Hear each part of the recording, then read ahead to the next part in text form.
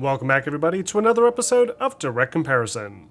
In today's episode, we're going to take an in-depth look at the newly released fighting game Mortal Kombat 1, and see how it stacks up both visually and from a gameplay perspective to the previous mainline installment, Mortal Kombat 11. For this comparison, both games are being played on the PC, with the graphics settings pushed up as high as possible at a native 4K resolution. Upscaling solutions like DLSS have been disabled, and post-processing effects like motion blur and chromatic aberration have been disabled to capture cleaner images for comparison. Alright, so let's kick this comparison off by first going over some of the characters offered in either game. As usual, this latest Mortal Kombat features a large cast of characters at launch, including many fan favorites like Scorpion, Sub-Zero, Johnny Cage, and Raiden, along with a few lesser-known characters from past games like Havik, Li Mei, Raiko, and Nitara. Interestingly, based on the available starting roster I've seen so far, it doesn't look like Mortal Kombat 1 introduces any new characters to the series, opting to instead bring back several seemingly forgotten characters from the series' 3D era. Mortal Kombat 11, on the other hand, did see a few brand new characters added to the lineup, including the Collector, Garrus, Cetrion, and Kronika, though even this was a major decline from the 8 or so new characters that were added with Mortal Kombat X before that. In Mortal Kombat 1's defense though, the entire premise behind its unique naming convention and the storyline is that it serves as yet another soft reboot of the series, resetting the timeline and bringing everything back to the big Mortal Kombat tournament that started it all. As a result, every character has seen a drastic redesign, with more traditional garbs and architecture reflecting a more classic feel than what we saw throughout Mortal Kombat X and 11's timeline. Johnny Cage, for example, is back to being a big movie star again, living in a fancy mansion in Malibu, and is therefore sporting an expensive silk shirt, dress pants, and his signature shades for his default outfit. In Mortal Kombat 11, we see a much more mature Johnny Cage, who's embraced a more militaristic role because of the events that occurred since the previous timeline reset in 2011's Mortal Kombat. He's still very much the same old Johnny, with his cheesy one-liners, mirror shades, and classic nut punch. But he's also much older, and wears a military-style utility vest and dog tags for his main outfit. The design of the classic ninja characters are even more interesting. With the past few entries, characters like Scorpion and Sub-Zero have seen a very dramatic increase to the level of detail with their design, with very ornate mask pieces and armored accessories being used to set each of the different ninjas apart, avoiding even the slightest hint of their old palette swap days. This, I noted with my previous Mortal Kombat comparison, was not something many fans appreciated though, as some of the design elements in characters like Sub-Zero felt like a bit much. Mortal Kombat 1, however, should please fans of the classic games more, as the ninjas are back to wearing tunics more reminiscent of their original design. Their headgear has been simplified, and a lot of the extraneous details like the armor plating and decorative borders have been toned down a bit. There's still a few new details thrown in, like a new Scorpion tattoo on Scorpion's left bicep, and upturned spiked spalders for Sub-Zero. And Reptile, who has frequently been portrayed in full reptilian form, now has the ability to shift between a more traditional human form, bringing the character back partially to how he was portrayed initially in the first few games. There's been dozens of story-related changes made to each and every returning character here, but for the sake of time, the biggest changes you'll notice for sure are that the characters are all portrayed as young again, their default outfits have been toned down from a design perspective, and there are various specific new details added or removed that are the direct result of the game's narrative. As far as the actual quality is concerned, Mortal Kombat 1 has a much softer, more polished look to it. By just looking at still images, it would appear as if the characters in Mortal Kombat 11 have more detail, especially with the faces. But upon closer examination, we see that the way lighting interacts with these newer models is much more sophisticated, with more proper diffusion along the skin, and less of that plasticky look to the surface of the skin itself. Animation quality has also been hugely improved upon, giving each character a larger range of emotions and mannerisms to really bring out their respective personalities. Their fighting animations have also been massively overhauled, with several classic moves returning with a reimagined look. The most apparent example of this are Liu Kang's iconic moves, that see his flying dragon kick now accompanied by a pair of large fiery dragons that carry him forward. Then there's the bicycle kick, that now shows him rotating multiple times, adding a little bit more nuance and variety to the attack. Most of the characters have seen this style of change, retaining nearly every iconic move that you remember, but reimagining them with a slight visual flair that feels consistent with the overall visual aesthetic of the game itself. Next up, we have the environments. The environments in Mortal Kombat games as of late are some of the most beautifully designed background stages I've ever seen in a fighting game. Each stage in Mortal Kombat 11 is gorgeously detailed, with high-fidelity object models, 4K texture maps, and lots of dynamic background activity to really bring these areas to life. As usual, these stages mostly seem to borrow conceptual designs from those introduced in the original arcade games, with ancient ruins, dilapidated caves, and underground, slime-filled dungeons rounding out most of the locations. There are a few unique stages that tie in directly to the game's story, like a top-secret military base in Earthrealm, the wastelands of the NetherRealm, and a set of special hourglass stages used mostly in the game's finale. As a result of the events that occurred in that final act, Mortal Kombat 1 sees the timeline reset, and so the stages themselves all reflect a new, fresh look.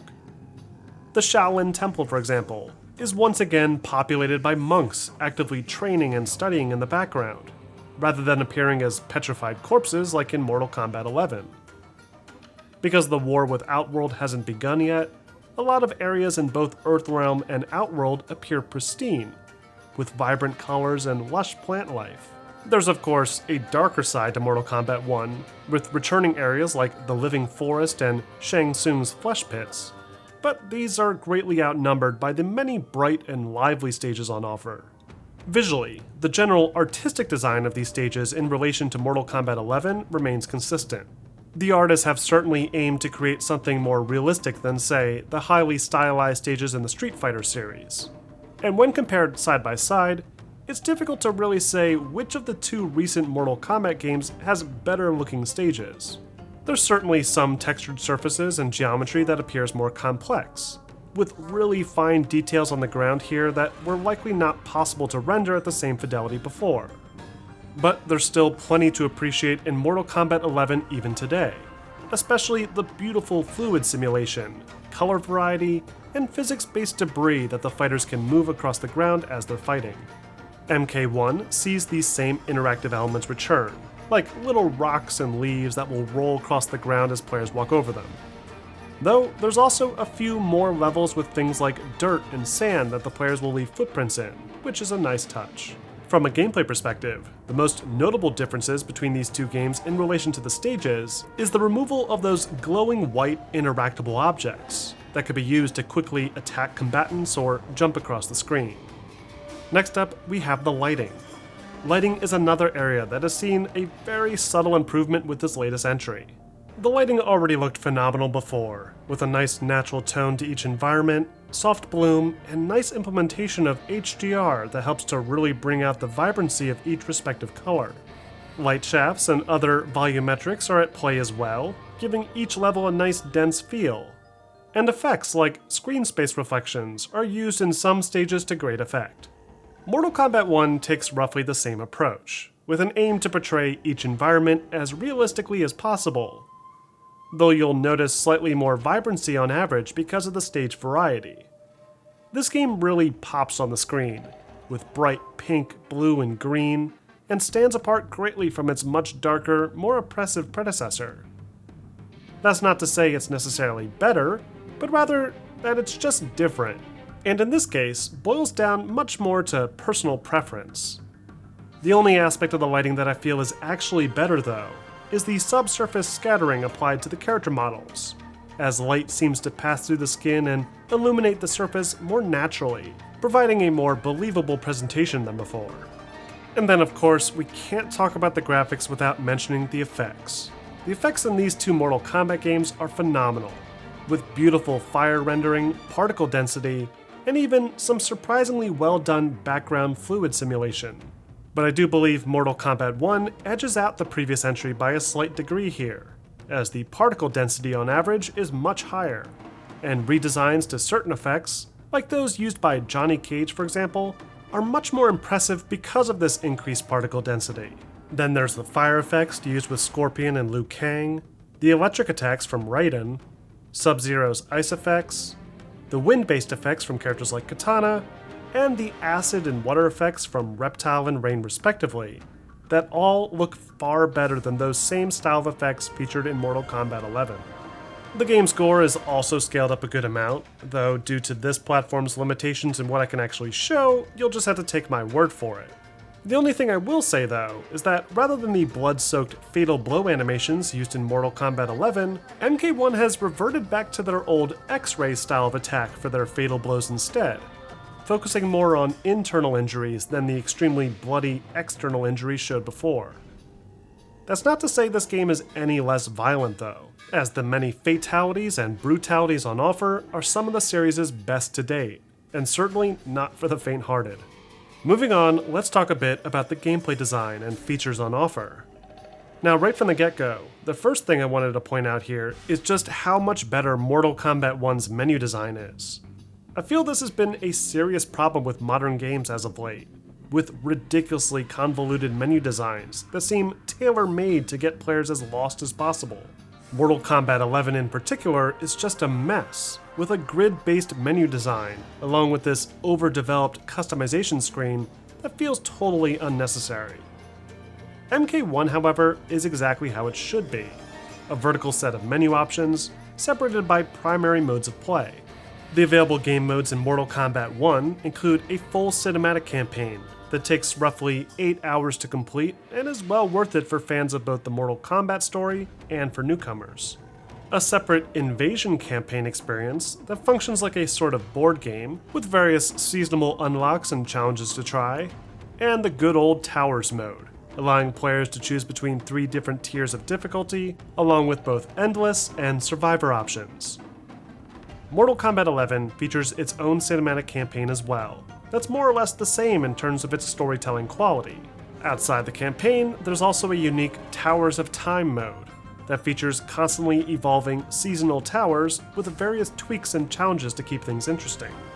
This is then followed by a classic tower mode, identical to the one in MK1, and the Crypt, which is essentially a big point redemption engine that requires the player to run around a 3D world, spending earned currency to unlock extras like cosmetics, fatalities, and behind-the-scenes content.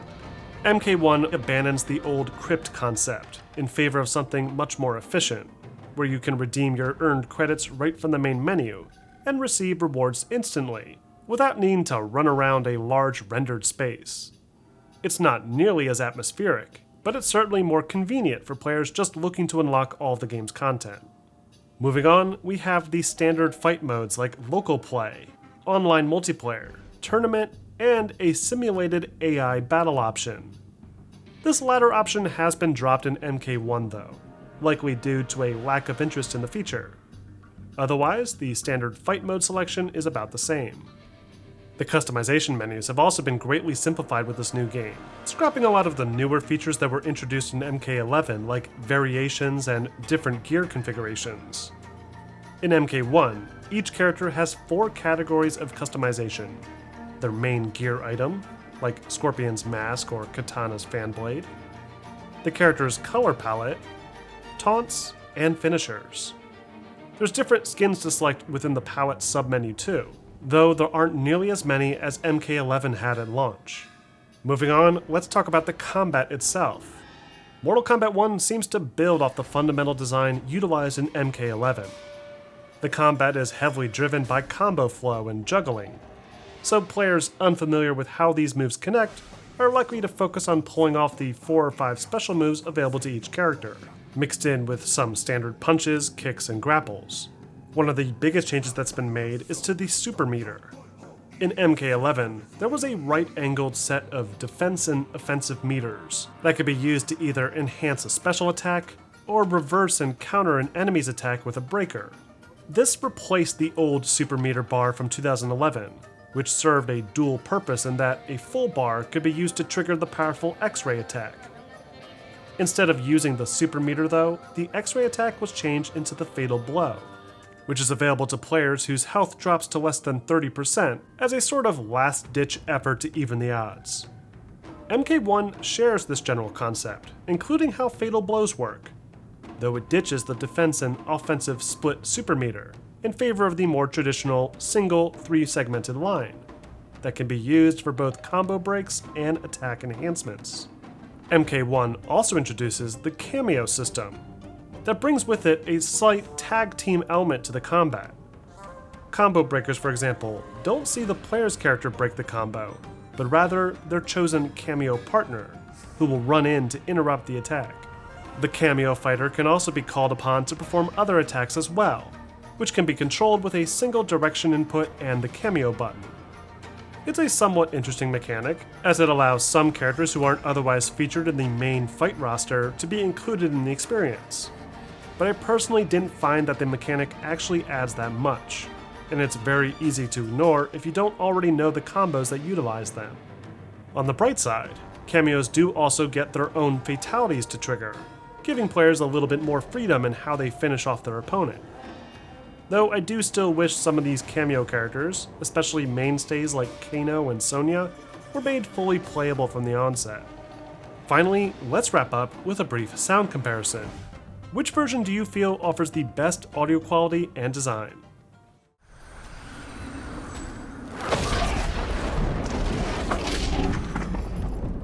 You are a revenant once more. I cannot escape my rage. Allow me to cool your anger. Round 1, fight. Your rebellion stings. You expect less from Scorpion? Round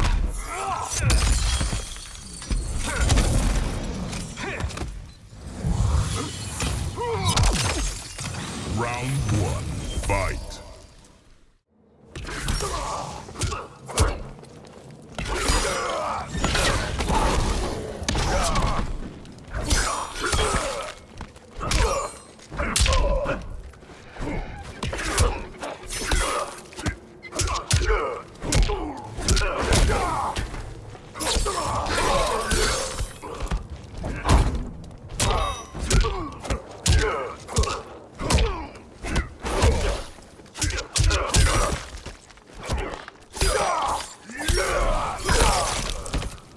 You will suffer.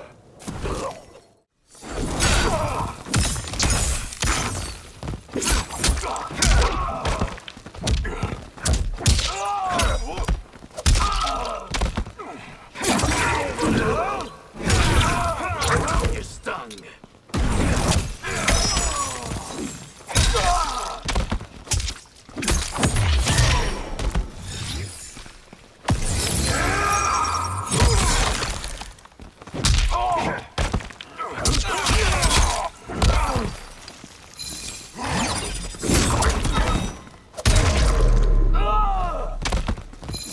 Burn with me. Round 2, fight.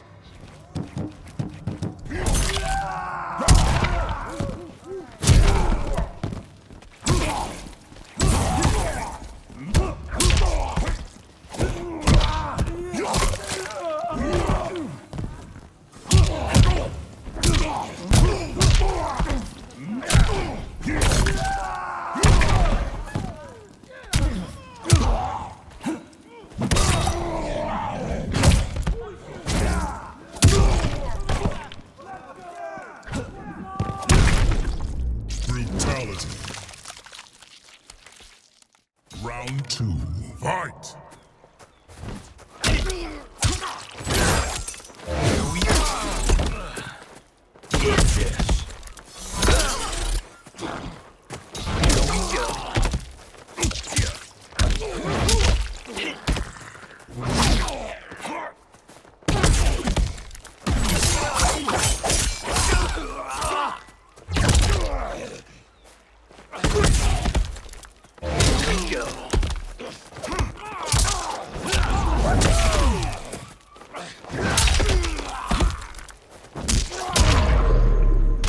Finish him.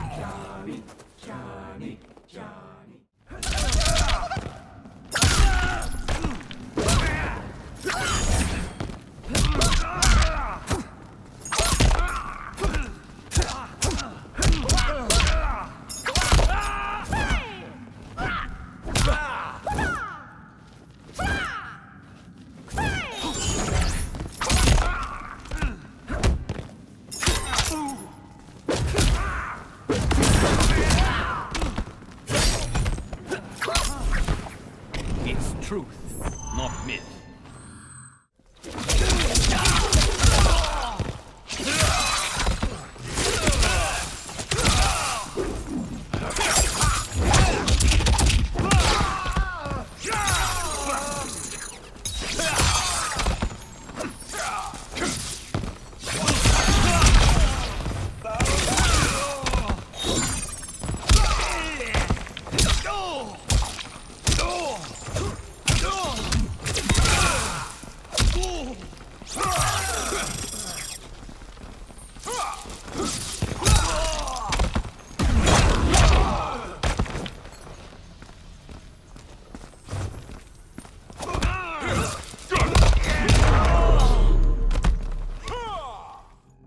And that wraps up this episode of Direct Comparison.